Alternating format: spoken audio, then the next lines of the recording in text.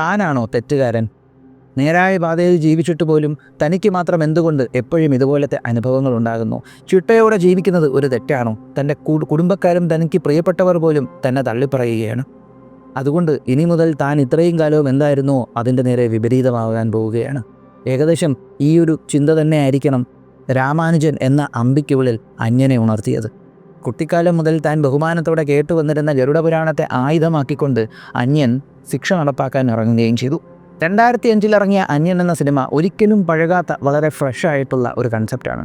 അതുകൊണ്ടാണ് ഇപ്പോഴും ആ സിനിമ വന്നാൽ നമ്മൾ മിസ്സാക്കാതെ കാണുന്നത്, അല്ലേ?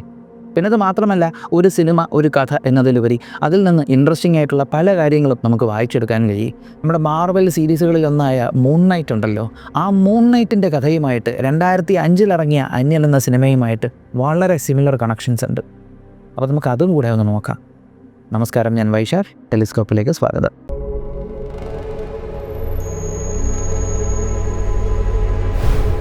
വിക്രം തൻ്റെ ഏറ്റവും കരിയർ ബെസ്റ്റ് പെർഫോമൻസുകൾ കൊടുത്ത കഥാപാത്രങ്ങളിൽ ഒരെണ്ണമാണ് അന്യനിലെ 3 കഥാപാത്രങ്ങൾ.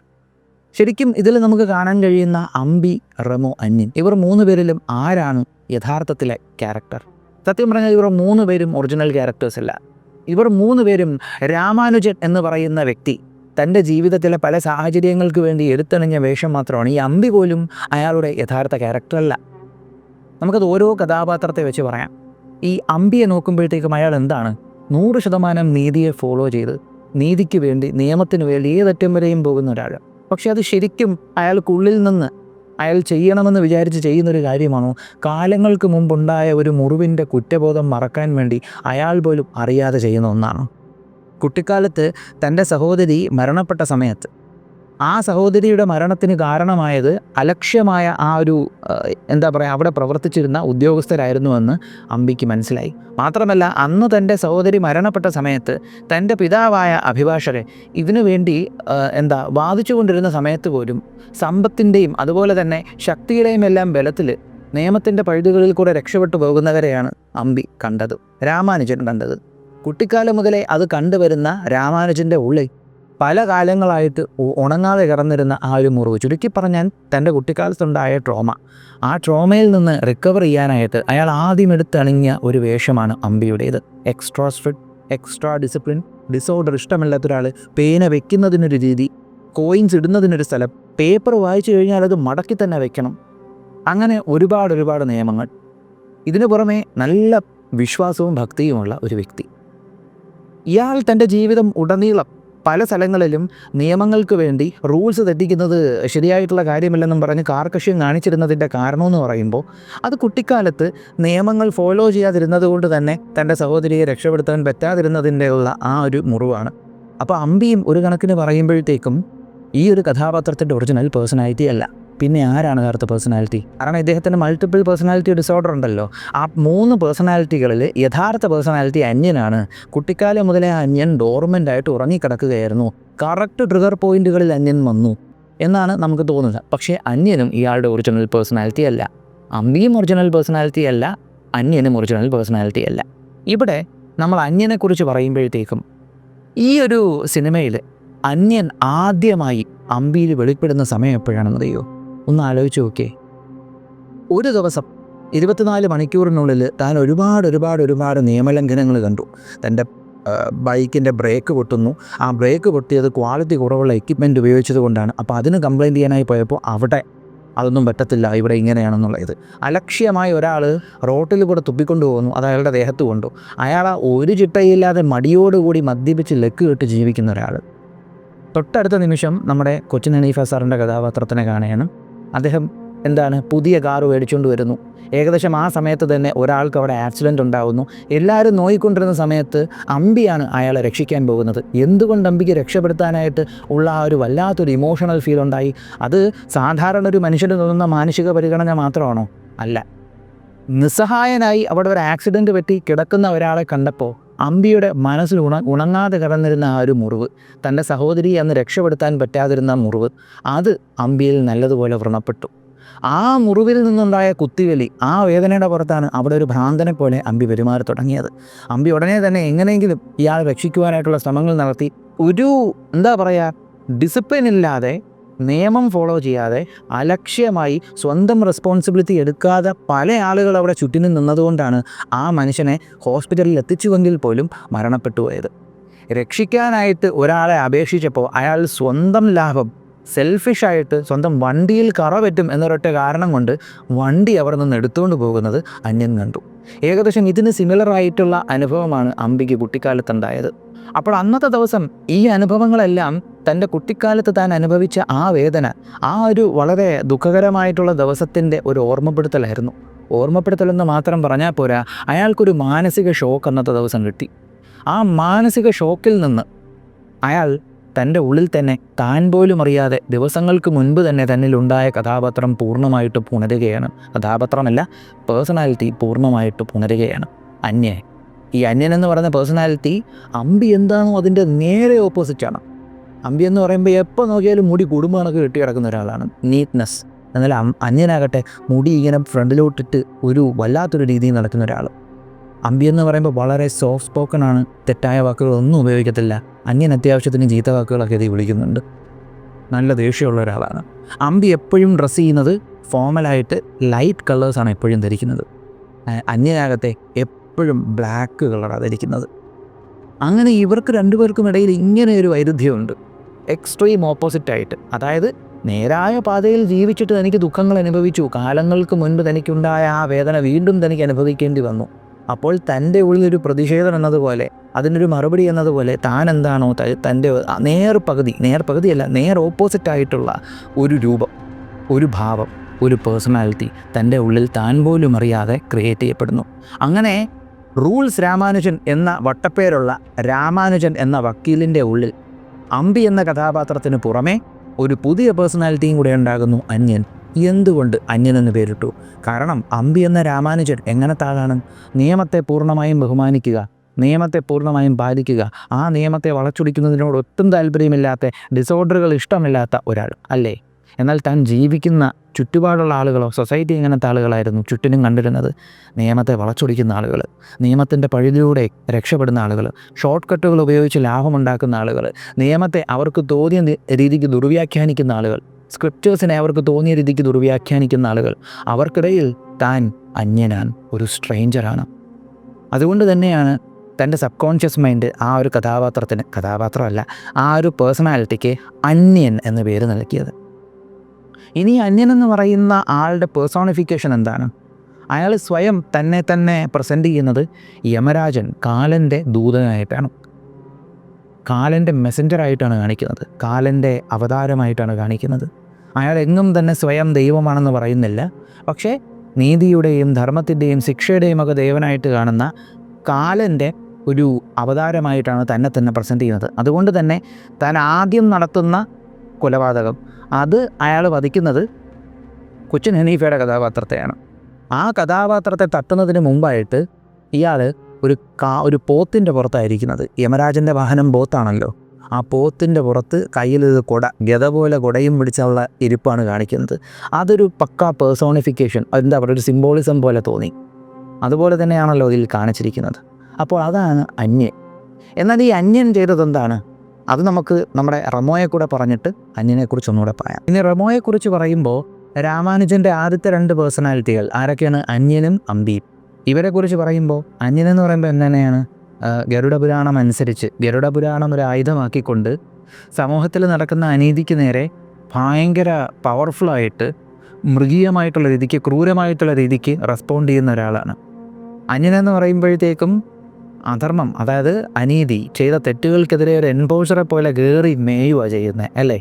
അപ്പോൾ അന്യനും ഒരു സ്ട്രിക്റ്റ് ആയിട്ടുള്ള ഒരു ഡാർക്ക് സൈഡാണ് രാമാനുജൻ്റെ. ഇനി രാമാനുജൻ്റെ ഒരു ബ്രൈറ്റ് സൈഡ് എന്ന് പറയുമ്പോൾ അമ്പിയാണ്. അമ്പി എന്ന് പറയുമ്പോൾ എങ്ങനെയാണ്? സ്ട്രിക്റ്റ്. പുള്ളിക്കാരൻ റൂൾസിൻ്റെ കാര്യത്തിൽ ഭയങ്കര സ്ട്രിക്റ്റാണ്. ഒരു കാര്യം നേരെ പോകുന്നു പറഞ്ഞാൽ നേരെ പോകത്തുള്ളൂ.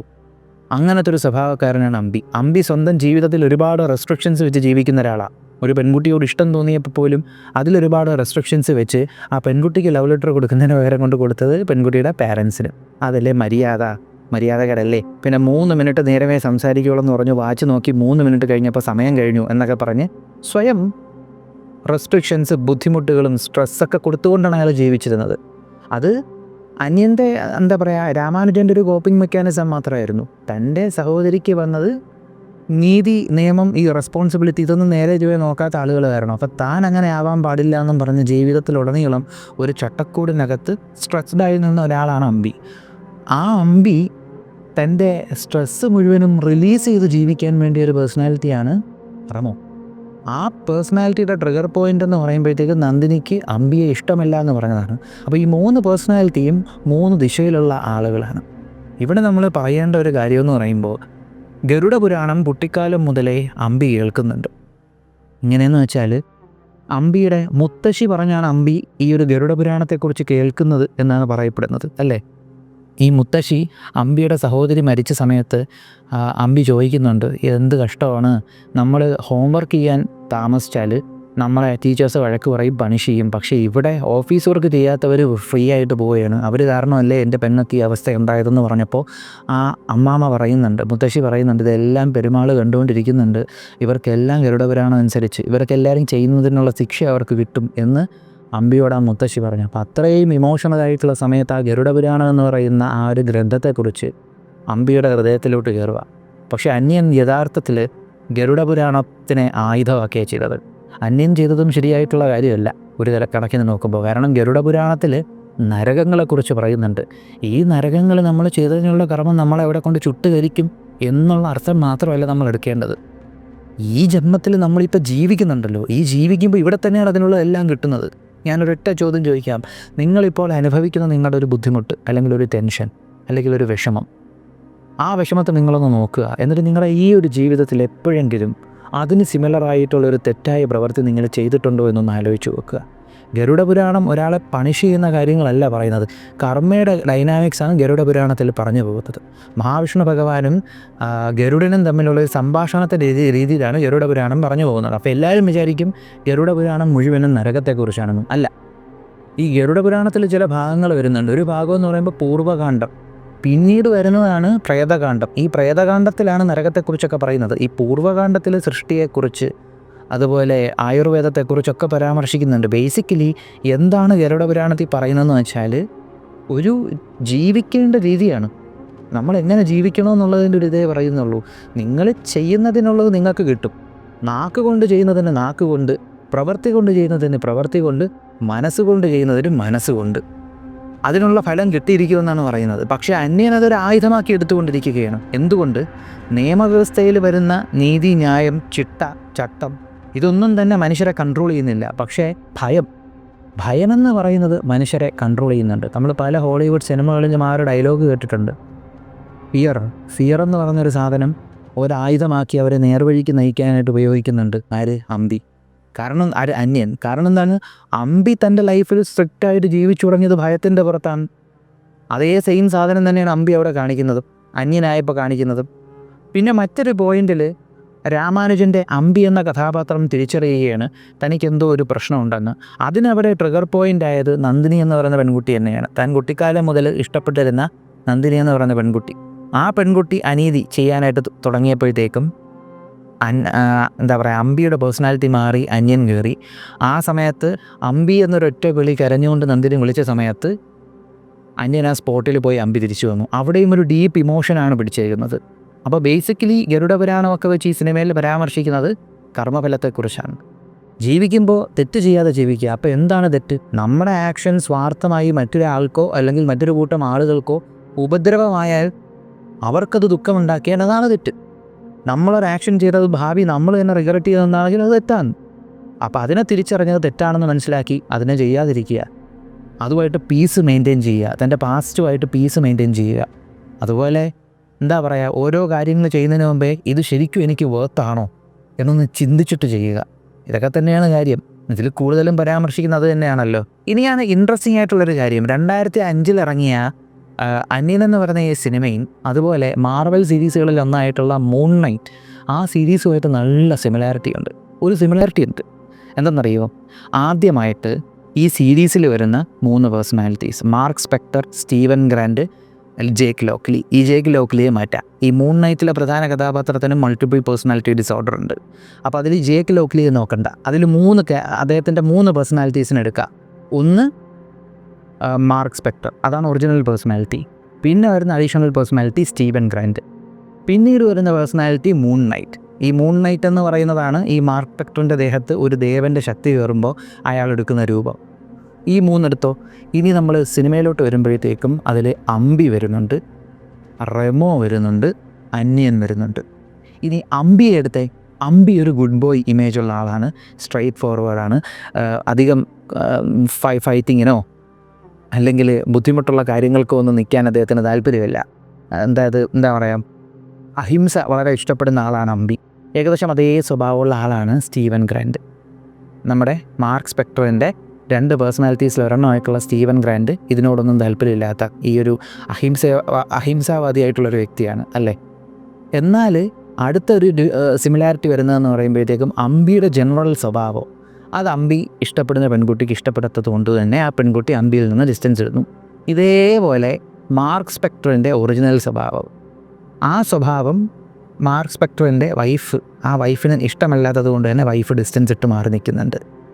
ഇനി മറ്റൊരു കാര്യം, അമ്പിക്ക് ആദ്യമായി മൾട്ടിപ്പിൾ പേഴ്സണാലിറ്റി ഡിസോർഡർ ഉണ്ടാവാൻ കാരണമായത് കുട്ടിക്കാലത്ത് വെച്ച് അമ്പിയുടെ സഹോദരി ആ ഒരു ആക്സിഡൻറ്റിൽ മരിച്ചതിനെ തുടർന്ന് അതിൻ്റെ കുറ്റബോധമെല്ലാം ഇങ്ങനെ ബിൽഡപ്പായി അതിൻ്റെ ഒരു എഫക്റ്റിലാണ് അമ്പിക്ക് മൾട്ടിപ്പിൾ പേഴ്സണാലിറ്റി ഡിസോർഡർ വന്നത്.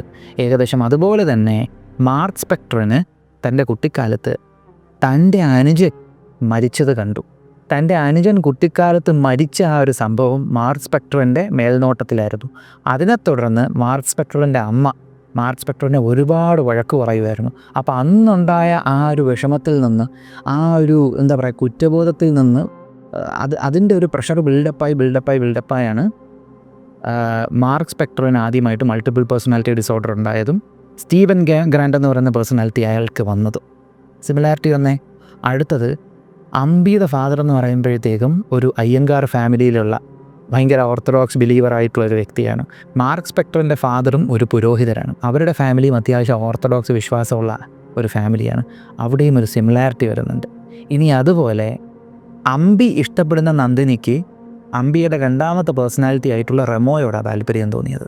അവിടെ ഒരു ചെറിയ ചേഞ്ച് വരുന്നുണ്ട്. മാർക്ക് സ്പെക്ടറിൻ്റെ വൈഫിന് മാർക്ക് സ്പെക്ടറിൻ്റെ സോഫ്റ്റ് പേഴ്സണാലിറ്റി ആയിട്ടുള്ള സ്റ്റീവൻ ഗ്രാൻഡിനോടൊരു താല്പര്യം തോന്നുന്നുണ്ട്. ആ സ്റ്റീവൻ ഗ്രാൻഡ് മൂൺ നൈറ്റിൻ്റെ വേഷം ഇടുമ്പോൾ, മിസ്റ്റർ നൈറ്റ് എന്ന് പറയുന്ന വേഷം ഇടുമ്പോൾ സ്റ്റൈലിഷ് ആയിട്ടാണ് വേഷം ഇടുന്നത്, റെമോയെപ്പോലെ. അപ്പോൾ അവിടെ ഒരു സിമിലാരിറ്റി വരുന്നുണ്ട്. 2ാമതുണ്ടായ ക്യാരക്ടേഴ്സിനോട് അവരുടെ പാർട്ട്നേഴ്സിന് താല്പര്യം തോന്നുന്ന ആ ഒരു സ്വഭാവം, ആ ഒരു സിമിലാരിറ്റി. അടുത്തൊരു സിമിലാരിറ്റി എന്ന് പറയുമ്പോഴത്തേക്കും അമ്പിയുടെ ഏറ്റവും എൻഫോഴ്സിങ് പേഴ്സണാലിറ്റി ആയിട്ടുള്ള അന്യൻ. ആ അന്യൻ എന്ന് പറയുമ്പോൾ സൊസൈറ്റിയിൽ ചെയ്ത കർമ്മത്തിനുള്ള ഫലം ശിക്ഷയായിട്ട് കൊടുക്കുന്ന, പണിഷ്മെൻറ്റായി കൊടുത്തുകൊണ്ട് കർമ്മ ബാലൻസ് ചെയ്യാൻ നടക്കുന്ന ഒരാളാണ്. ഇനി നമ്മൾ മൂൺ നൈറ്റ് സീരീസിലേക്ക് പോകുമ്പോൾ മാർക്ക് സ്പെക്ടർ മൂൺ നൈറ്റായിട്ട് മാറുമ്പോൾ ആ മൂൺ നൈറ്റ് എന്താ ചെയ്യുന്നത്? ഖോൻഷു എന്ന് പറയുന്ന ചന്ദ്രദേവനാണ്. ഈ ഈജിപ്ഷ്യൻ വിശ്വാസത്തിൽ വരുന്ന ചന്ദ്രദേവനാണ്. ഈ ചന്ദ്രദേവൻ ഉറക്കത്തിൻ്റെ, രാത്രിയുടെ, യാത്രയുടെ, അതുപോലെ ഇമോഷൻസിൻ്റെ, അതുപോലെ തന്നെ കർമ്മ ബാലൻസിങ്, ആ കർമ്മ ബാലൻസിങ്ങിൻ്റെയും പണിഷ്മെൻറ്റിൻ്റെയും വെഞ്ചൻസിൻ്റെയൊക്കെ ദേവനായിട്ട് പറയുന്നുണ്ട് ഈ ഖോൻഷു. ഈ ഖോൻഷുവിൻ്റെ അവതാരമായിട്ടാണ് ഇതിൽ മൂൺ നൈറ്റ് വരുന്നത്. അപ്പോൾ ഖോൻഷു തെറ്റ് ചെയ്തവരെ ചൂണ്ടിക്കാണിച്ചിട്ട് അവരെ ശിക്ഷിക്കാനായിട്ട് മാർക്ക് സ്പെക്ടറിൻ്റെ കൂടെ പറയുമ്പോൾ മാർക്ക് സ്പെക്ടർ മൂൺ നൈറ്റായി മാറിയിട്ട് പോയി അവരെ ശിക്ഷിക്കും. ഏകദേശം ഇവിടെ അന്യൻ ഗരുഡപുരാണം ഒരായുധമാക്കി എടുത്തുകൊണ്ട് ഗരുഡപുരാണത്തിൽ പറയുന്നതിൻ്റെ ലിറ്ററൽ മീനിങ് എടുത്ത് ശിക്ഷ വിധിക്കുന്നത് പോലെ അവിടെ ഒരു സിമിലാരിറ്റി വന്നു. ഇനി അടുത്ത സിമിലാരിറ്റി ഉണ്ട്. അന്യൻ എന്ന് പറയുമ്പോഴത്തേക്കും ഒരു പോത്തിൻ്റെ പുറത്ത് ഒരു ഗ്രിം റീപ്പറിനെ കണക്കുള്ള ഒരു ആയുധമൊക്കെ വെച്ചാണ് ഇരിക്കുന്നത് അല്ലേ. അന്യൻ കാലൻ്റെ മെസ്സഞ്ചറാണ്. കാലൻ്റെ മെസ്സഞ്ചറിനെ പോലെയാണ് ആക്ട് ചെയ്തുകൊണ്ടാണ്, അതേ വേഷം ധരിച്ചുകൊണ്ടാണ് അന്യൻ കർമ്മ ബാലൻസ് ചെയ്യുന്നത് അല്ലേ. അതുപോലെ നമ്മുടെ മൂൺ നൈറ്റിലോട്ട് വരുമ്പോൾ മാർക്ക് സ്പെക്ടർ ഈജിപ്ഷ്യൻ ദേവനായിട്ടുള്ള ഖോൻഷു എന്ന് പറയുന്ന ചന്ദ്രദേവൻ, ഈജിപ്ഷ്യൻ വിശ്വാസപ്രകാരമുള്ള ഖോൻഷു എന്ന ചന്ദ്രദേവൻ്റെ അവതാറാവുകയാണ് ചെയ്യുന്നത്. ഇവിടെ കാലൻ്റെ മെസ്സഞ്ചർ ആവുന്നു, അവിടെ ഖോൻഷുവിൻ്റെ അവതാറാകുന്നു. ഖോൻഷു ശക്തി കൊടുക്കുന്നു, ഖോൻഷു പറയുന്നത് അതുപോലെ തന്നെ മൂൺ നൈറ്റ് ചെയ്യുന്നു. ഇവിടെ ഗരുഡപുരാണത്തിൽ പറയുന്നത് പ്രകാരം കാലൻ്റെ ഒരു മെസ്സഞ്ചറിനെ പോലെ നിന്നുകൊണ്ട് അന്യൻ ശിക്ഷ വിധിക്കുന്നു. ഇങ്ങനൊരു സിമിലാരിറ്റി ഇത് രണ്ടും തമ്മിലുണ്ട്. എന്തിനേറെ പറയണം, ഞാൻ ആദ്യം പറഞ്ഞ കണക്ക് ഇവർക്ക് രണ്ടുപേർക്കും അവരുടെ മൾട്ടിപ്പിൾ പേഴ്സണാലിറ്റി ഡിസോർഡർ ഉണ്ടാവാൻ കാരണമായിട്ടുള്ള ഇവൻറ്റുകൾ പോലും സെയിമാണ്. ഒരാളുടെ സഹോദരൻ മരിച്ചു, മറ്റൊരാളുടെ സഹോദരൻ മരിച്ചു. ഒരാൾ ആ റെസ്പോൺസിബിലിറ്റി തൻ്റെതാണെന്ന് ചിന്തിച്ചു, മറ്റൊരാൾ ആ റെസ്പോൺസിബിലിറ്റി തൻ്റെതാണെന്ന് ചിന്തിച്ചു. അത് കാരണം അവർക്ക് മൾട്ടിപ്പിൾ പേഴ്സണാലിറ്റി ഡിസോർഡർ ഉണ്ടായി. ഇങ്ങനൊരു സിമിലാരിറ്റി ഉണ്ട്. നമ്മളിപ്പോൾ മൂൺ നൈറ്റിലോട്ട് പോകുമ്പോൾ അതൊരു സെപ്പറേറ്റ് വീഡിയോ ചെയ്യേണ്ട ഒന്നാണ്. വളരെ ഇൻട്രസ്റ്റിംഗ് ക്യാരക്ടറാണ്. ഇതുവരെ അത് കണ്ടിട്ടില്ലാത്തവർ ഉറപ്പായിട്ടും നമുക്ക് വളരെ താല്പര്യം തോന്നുന്നൊരു ക്യാരക്ടറായിരിക്കും ഈ മൂൺ നൈറ്റ് എന്ന് പറയുന്നത്. മൂൺ നൈറ്റിലേക്ക് പോകുമ്പോഴത്തേക്കും അതിലുള്ളത് ഈ 3 പേഴ്സണാലിറ്റിയാണ്. മാർക്ക് സ്പെക്ടർ മെയിൻ ക്യാരക്ടറാണ്. ഈ മാർക്ക് സ്പെക്ടർ ഉണ്ടല്ലോ, ഈ പുള്ളിക്കാരൻ കുട്ടിക്കാലം മുതലേ ഉണ്ടായ ആ ഒരു വിഷമം ബിൽഡപ്പ് ചെയ്താണ് പുള്ളിക്കൊരു എന്താ പറയുക, ഹിംസയോടൊരു ചെറിയ ടെൻഡൻസികൾ വരുന്നത് മാർക്ക് സ്പെക്ടറിന്. ആ ടെൻഡൻസിയിൽ നിന്ന് പുതിയൊരു പേഴ്സണാലിറ്റി ഉടലെടുക്കുന്നുണ്ട്. അതുപോലെ തന്നെ മാർക്ക് സ്പെക്ടർ ഒരു സമയത്ത് ഈജിപ്ഷ്യൻ ഗോഡ് ഓഫ് മൂൺ ഖോൻഷുവുമായിട്ടൊരു എഗ്രിമെൻറ്റിൽ എത്തുകയും ആ ഖോൻഷുവിന് വേണ്ടി ആക്ട് ചെയ്യുകയും ചെയ്യുന്നുണ്ട്. എന്നാൽ ഖോൻഷുവിൻ്റെ അവതാറായിട്ട്, മൂൺ ഗോഡിൻ്റെ അവതാറായിട്ട് ഈ മൂൺ നൈറ്റ് മാറുന്ന സമയത്ത് പൂർണ്ണമായും എന്തൊക്കെ ഈ മൂൺ ഗോഡ് പറയുന്നുവോ, ഖോൻഷു പറയുന്നുവോ അതുപോലെ തന്നെ മൂൺ നൈറ്റ് ചെയ്യണം, നിർബന്ധമാണ്. അന്യൻ്റെ കാര്യത്തിലുള്ള ആ ഒരു ഫ്രീ വില്ല് മൂൺ നൈറ്റിനില്ല.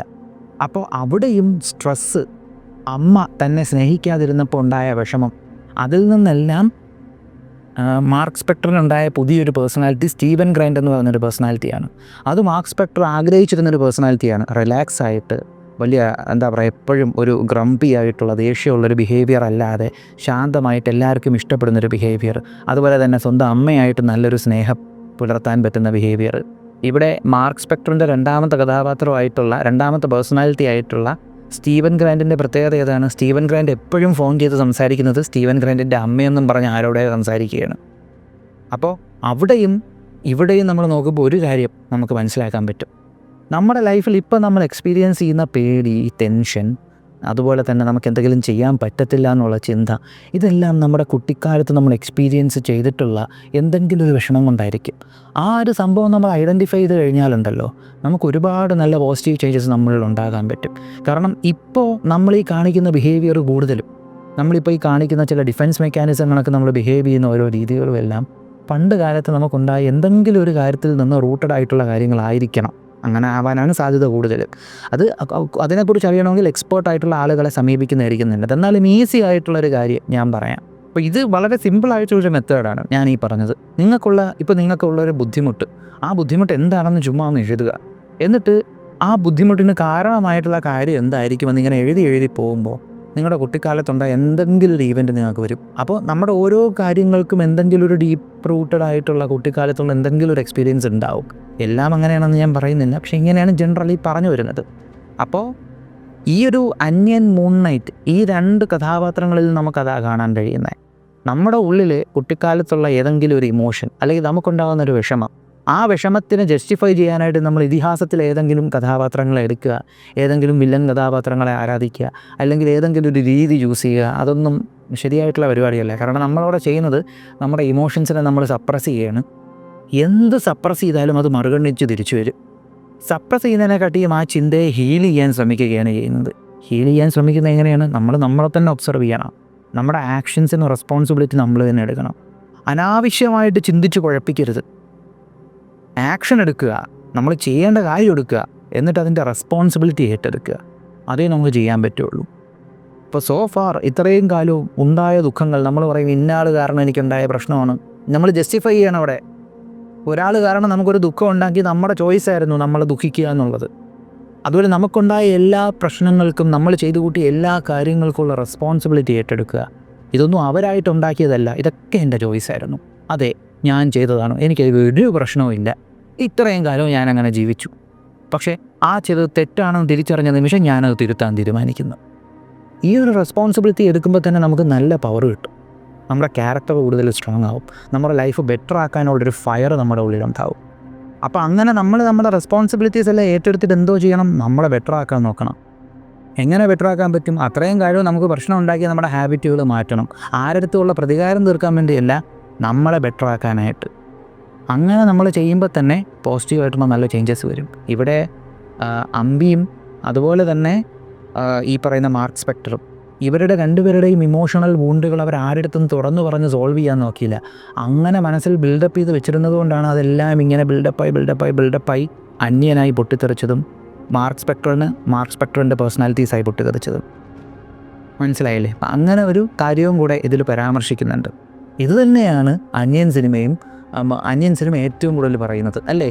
മോശമായിട്ടുള്ള ഹാബിറ്റുകളിൽ ജീവിച്ചു കൊണ്ടിരുന്നവരെ അന്യൻ വന്ന് തട്ടി. ഈ അന്യനും അമ്പിയും ഒക്കെ നമ്മുടെ ഉള്ളിൽ തന്നെയാണുള്ളത്. നമ്മളിപ്പോൾ ഒരു പ്രശ്നം ഉണ്ടായാൽ അതിന് ജസ്റ്റിഫൈ ചെയ്ത് വിഷമിച്ച് അതിന് എന്താ പറയുക, അത് മറക്കാനായിട്ട് നമ്മൾ ഓരോ കാര്യങ്ങൾ ചെയ്തു തുടങ്ങിയാൽ നമ്മൾ അമ്പിയായി. എന്നാൽ നമ്മളത് ഹീല് ചെയ്താലോ, ലാസ്റ്റിൽ മുടിയൊക്കെ വിട്ടിട്ട് രാമാനുജൻ വരുമല്ലോ, ആ രാമാനുജം ആവാൻ പറ്റും, ഒറിജിനൽ പേഴ്സണാലിറ്റിയിലാവാൻ പറ്റും. എന്നാൽ ഇതൊന്നും മൈൻഡ് ചെയ്യാതെ ഈ വിഷമമെല്ലാം ഉള്ളിലിരുന്ന് ഇങ്ങനെ ബിൽഡപ്പായിരുന്ന അന്യം വരും. ആ അന്യം എന്താണ്? നമ്മളെ തന്നെ നശിപ്പിക്കുന്ന നമ്മുടെ മോശമായിട്ടുള്ള ബിഹേവിയേഴ്സ്, കർമ്മ ബാലൻസിങ് എന്നൊക്കെ വേണേൽ പറയാം. അപ്പോൾ ഇതൊക്കെ നമ്മുടെ ഉള്ളിൽ തന്നെയുണ്ട്. ആ സിനിമയിൽ ഇങ്ങനെ ഒരു മെസ്സേജും നമുക്ക് വായിച്ചെടുക്കാൻ പറ്റും, അല്ലേ? പിന്നെ വേറൊരു കാര്യം അതും കൂടെ പറയണം. അതും ഈ സിനിമയിൽ നമ്മൾ ശ്രദ്ധിക്കേണ്ട ഒരു കാര്യമാണ്, ഇൻട്രസ്റ്റിംഗ് ആയിട്ടുള്ളൊരു കാര്യമാണ്. ഈ സിനിമയുടെ ലാസ്റ്റിലെ സീൻ, ഇവർ ട്രെയിനിലിരിക്കും, ആരൊക്കെ, നന്ദിനിയും രാമാനുജവും കൂടെ ട്രെയിനിലിങ്ങനെ ഇരിക്കുകയാണ്. അപ്പോൾ അമ്പിയും നന്ദിനിയും കൂടെ ട്രെയിനിലിരിക്കുമ്പോൾ അവരുടെ ഓപ്പോസിറ്റ് ഒരാൾ ഇതിന് ഇങ്ങനെ മദ്യപിക്കുന്നുണ്ട്. അപ്പം ആ സമയത്ത് അമ്പി പറയുന്നുണ്ട്, ഇത് ലേഡീസൊക്കെ ഇരിക്കുകയല്ലേ, നിങ്ങൾക്ക് മറ്റൊരു സ്ഥലത്ത് പോയത് കുടിച്ചൂടെ എന്ന് പറയുമ്പോൾ അയാൾ പറയും, നിനക്കത്ര ബുദ്ധിമുട്ടാണെങ്കിൽ നീ മാറിയിരിക്കുക. അപ്പോൾ ഒരു പ്രശ്നമല്ലാതെ മാറിയിരിക്കും. നന്ദിനി ഫോൺ ചെയ്യുന്ന ഗ്യാപ്പിൽ പോയി അവനെ തൂക്കി നിലത്തിടുന്നതാണ് കാണിക്കുന്നത്. അതെന്താ സൂചിപ്പിക്കുന്നത്? അതൊരു ക്ലോഷറാണ്. അന്യൻ അവസാനം ഒരു തവണ കൂടെ, അതിന് 2 പോസിബിലിറ്റി പറയാം. അവസാനം ഒരു തവണ കൂടെ അന്യൻ അമ്പിയുടെ ദേഹത്ത് കയറിയതാ, അല്ലെങ്കിൽ അമ്പി തന്നെ അവസാനം ഒരു തവണ ഇൻറ്റൻഷണലി അയാളെ ഇട്ടതായിരിക്കാം. എങ്ങനെയെന്നറിയോ? എന്തുകൊണ്ടെന്നറിയോ? ആ വ്യക്തിയെ നിങ്ങൾ തിരിച്ചറിഞ്ഞായിരുന്നോ? അയാളുടെ ബാഗിൽ തമിഴിലൊരു കാര്യം എഴുതി വെച്ചിട്ടുണ്ട്. അതിൽ എഴുതി വെച്ചേക്കുന്നതെന്ന് പറഞ്ഞാൽ കന്ദസ്വാമി ലൈൻമാൻ എന്നാണ് എഴുതി വെച്ചേക്കുന്നത്. എനിക്ക് തമിഴ് വായിക്കറിയാം. ഇപ്പോൾ തമിഴിൽ എഴുതി വെച്ചിട്ടുണ്ട് കന്ദസ്വാമി ലൈൻമാൻ. ഈ ലൈൻമാൻ ആരാണെന്നറിയോ? ഏത് ലൈൻമാനാണോ അമ്പിയുടെ സഹോദരി മരിക്കാൻ കാരണമായത്, ആ ലൈൻമാൻ തന്നെയാണ്. സെയിം ആളാണ്, കന്ദസ്വാമി ലൈൻമാൻ എന്ന് എഴുതി വെച്ചിട്ടുണ്ട്. ആ ലൈൻമാൻ തന്നെയാണ് ഇയാൾ. കാരണം എന്താണ്? അന്ന് അവരുടെ വീട്ടിൽ പോകുന്ന വഴിയിലിങ്ങനെ വെള്ളം മഴ പെയ്ത് തളം കെട്ടി കിടന്ന സമയത്ത് അവിടെ ഒരു ഇലക്ട്രിക് കമ്പി പൊട്ടി വീഴുന്നുണ്ട്. അവിടെ അമ്പിയുടെ ഫാദർ നെടുമുടി വേണു സാറിൻ്റെ കഥാപാത്രം ഈ ബോർഡിൽ, ഇലക്ട്രിസിറ്റി ബോർഡിൽ വിളിച്ച് പറയുമ്പോൾ ഈ ലൈൻമാനാണ് എടുക്കുന്നത്. എന്നിട്ട് അയാൾ എന്തോ ചെയ്യും? ആ ജോലിക്ക് പോവാതെ ഡ്യൂട്ടി ടൈമിൽ മദ്യപിച്ച് അവിടെ ലക്ക് ഇട്ട് കിടന്നുറങ്ങും. അതുകൊണ്ടാണല്ലോ ആ ലൈൻ കമ്പി എടുത്ത് മാറ്റാതിരുന്നതും ഈ വെള്ളത്തിൽ അമ്പിയുടെ സഹോദരി വന്ന് വീണതും. അത് കാരണം ആ ഒരു ഒറ്റ ഇൻസിഡൻറ്റ് കാരണമാണല്ലോ അമ്പിക്ക് ഈ മൾട്ടിപ്പിൾ പേഴ്സണാലിറ്റി ഡിസോർഡർ വന്നത്. അപ്പോൾ ആ വ്യക്തി തന്നെയാണ് ആ ട്രെയിനിൽ അവിടെ ഇരുന്നത്. ലൈൻമാൻ കന്ദസ്വാമി സെയിം ആൾ തന്നെയാണ്. അയാൾ ചെയ്തുകൊണ്ടിരുന്ന പ്രവൃത്തി എന്താണ്? അപ്പോഴും നിയമലംഘനം ചെയ്ത് വെള്ളം ഓടിച്ചുകൊണ്ടിരിക്കുകയായിരുന്നു. ഇതുവരെ നന്നാവാത്ത ഒരാളെ അയാളെ ട്രെയിനിൽ നിന്ന് പിടിച്ചങ്ങ് പുറത്തെറിയുവാണ് അന്യൻ. അവസാനമായിട്ട് അന്യൻ ചെയ്ത പരിപാടി എന്തിനാണ്? ഒരു ക്ലോഷർ. ഇനി ഞാൻ തിരിച്ചു വരത്തില്ല എന്ന് ഉറപ്പോടുകൂടി ചെയ്തതായിരിക്കാം. അല്ലെങ്കിൽ ഇനിയും ആളുകളുടെ പ്രശ്നം ഉണ്ടാക്കിയാൽ ഞാൻ വരും എന്നൊരിതുമായിരിക്കാം. എന്നാൽ എനിക്ക് കൂടുതൽ മനസ്സിലായത് അമ്പിക്കൊരു ക്ലോഷർ കൊടുക്കുന്നതായിട്ടാണ് മനസ്സിലായത്. മോസ്റ്റ് പ്രോബബ്ലി അത് അന്യനായിരിക്കത്തില്ല, അമ്പി തന്നെയായിരിക്കും ചെയ്തത്. കാരണം എന്താണ്? അവിടെ ഇതിന് തള്ളിയിട്ടെന്ന് പറഞ്ഞാൽ ആരും ഒന്നും പറയാൻ പോകണില്ലല്ലോ, ഓൾറെഡി മദ്യപിച്ചിരിക്കുകയല്ലേ. അപ്പോൾ വളരെ ബ്യൂട്ടിഫുള്ളായിട്ട് കാലത്തിന് ഹെഡായിട്ട് സഞ്ചരിച്ച ഒരു സിനിമയാണ് ഈ ഒരു അന്യനെന്ന് വേണമെങ്കിൽ പറയാം. ഈ സിനിമ വീണ്ടും റിലീസ് ചെയ്താലും ഉറപ്പാണ് നമ്മളെല്ലാവരും തിയേറ്ററിൽ പോയി കാണും. അത്ര രസമുള്ളൊരു ഫിലിമാണല്ലേ. അതിനുള്ളിൽ ഇത്രയും ഗംഭീരമായിട്ടുള്ള കാര്യങ്ങൾ നമുക്ക് മനസ്സിലാക്കാൻ കഴിയും. അപ്പോൾ അതാണ് ഈ ഒരു വീഡിയോ. പിന്നെ നമ്മുടെ കുരുക്ഷേത്രം സീരീസ് അതെല്ലാവർക്കും ഇഷ്ടപ്പെട്ടു എന്നറിഞ്ഞതിൽ ഞാൻ ഒന്നുകൂടെ എൻ്റെ സന്തോഷം അറിയിക്കുന്നു. അതുപോലെ തന്നെ ഒരുപാട് മെസ്സേജുകൾ വരുന്നുണ്ട്, മഹാഭാരതം റിലേറ്റഡ് ആയിട്ട് കണ്ടൻറ്റുകൾ ഇനി ചെയ്യുമെന്ന്. ചെയ്യും. പക്ഷേ ഇത്രയും കാലവും നമ്മൾ മഹാഭാരതമല്ലേ ചെയ്തുകൊണ്ടിരുന്നത്. അതുകൊണ്ട് കുറച്ച് കഴിഞ്ഞിട്ട് നമുക്കിനി വീണ്ടും മഹാഭാരതത്തിലെ കണ്ടൻറ്റുകൾ ചെയ്യാം. അതിനിടയ്ക്ക് നമുക്ക് വേറെ കുറച്ച് ടോപ്പിക്കുകളൊക്കെ കവർ ചെയ്യാനുണ്ട്. ഓക്കെ, ഞാൻ എഴുതുന്ന ബുക്കുണ്ടല്ലോ ഭീമായനം, വ്യാസമഹാഭാരതത്തിലെ ഭീമസേനൻ്റെ കഥ പറയുന്ന ഭീമായനം. ആ ഭീമായനത്തിൻ്റെ റിലീസ് വന്നിട്ട് മാർച്ച് സമയമാകും കേട്ടോ. കാരണം ഈ ബുക്ക് നമുക്ക് കുറച്ച് കാര്യങ്ങളോടെയൊക്കെ സെറ്റ് ചെയ്യാനുണ്ട്. അപ്പോൾ മാർച്ച് ഏപ്രിൽ ആ സമയത്തായിരിക്കും ഈ ബുക്ക് റിലീസാവുന്നത്. അതിൻ്റെ പ്രീ ബുക്കിംഗ് അധികം വൈകാതെ തന്നെ നമ്മൾ തുടങ്ങും, നമ്മൾ അറിയിക്കുന്നതായിരിക്കും അതൊക്കെ. അപ്പോൾ ഈ ഒരു വീഡിയോ നിങ്ങൾക്ക് ഇഷ്ടമായെന്ന് വിശ്വസിക്കുന്നു. നിങ്ങളുടെ അഭിപ്രായങ്ങളൊന്ന് കമൻറ്റ് ചെയ്തേക്കുക. നമ്മുടെ ചാനലിലേക്ക് നിങ്ങൾ ആദ്യമായിട്ടാണ് വരുന്നതെങ്കിലും സബ്സ്ക്രൈബ് ചെയ്തേക്കുക. നമ്മുടെ ചാനലിലെ കണ്ടൻറ്റുകൾ നിങ്ങൾക്ക് ഇഷ്ടപ്പെടുന്നുണ്ടെങ്കിൽ നിങ്ങളുടെ ബന്ധുമിത്രാദികൾക്കും പറ്റുമെങ്കിൽ ശത്രുക്കൾക്കും ഒന്ന് അയച്ചു കൊടുക്കുക. മറ്റൊരു വീഡിയോയിൽ മറ്റൊരു കണ്ടൻറ്റുമായി കാണുന്നത് വരെ